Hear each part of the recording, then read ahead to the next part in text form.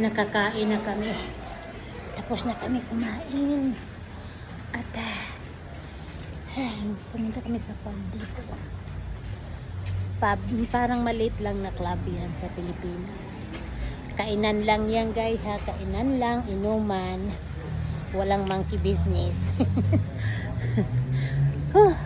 Ang dami nang na-order ko. Like it's a seafood plata for two. Pero ang dami. Hindi namin naubos. Talaga nga naman. Eh syempre ako, matakaw lang ako sa mata. Pero pagdating sa ano, wala. Sa mata lang matakaw.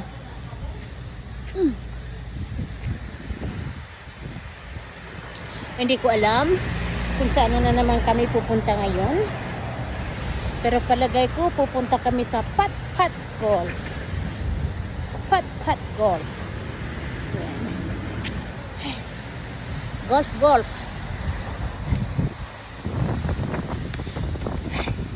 Sa sobrang dami ng nakain ko, hindi na ako makalakad. Honey.